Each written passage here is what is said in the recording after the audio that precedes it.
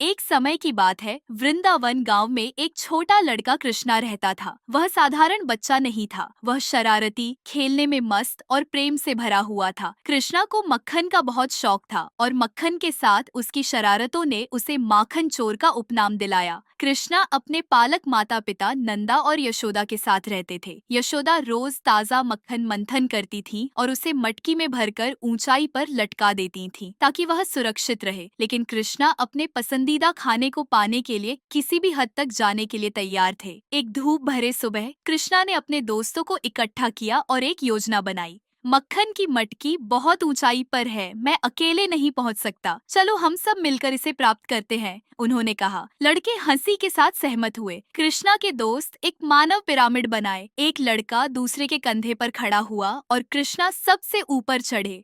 आंखों में शरारत की झलक के साथ कृष्णा मटकी तक पहुंचे, उसे तोड़ा और मक्खन खाने लगे। उनके दोस्त हंसी में शामिल हो गए। लेकिन यशोदा ने शोर सुना और देखा कि क्या हो रहा है। जब तक वह वहां पहुंची, कृष्णा और उनके दोस्त गायब हो चुके थे। केवल खाली मटकी और मक्खन हर जगह फैला हुआ था। कुछ समय बाद यशोदा ने कृष्णा को मक्खन के साथ पकड़ा। कृष्णा, तुम मक्खन क्यों चुराते हो जबकि मैं घर पर तुम्हारे लिए काफी बनाती हूँ? उन्होंने कड़ा चेहरा बनाकर पूछा।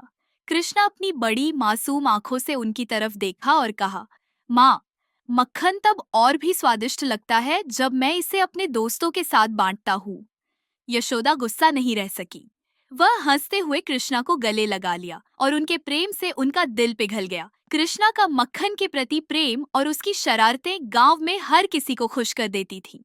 वृंदावन के लोग उसे केवल उसकी शरारतों के लिए ही नहीं, बल्कि उस खुशी के लिए भी पसंद करते थे जिसे वह फैलाता था। यह सरल सी कहानी हमें साझेदारी, मित्रता और प्रेम और हंसी फैलाने की खुशी के बारे में सिखाती है।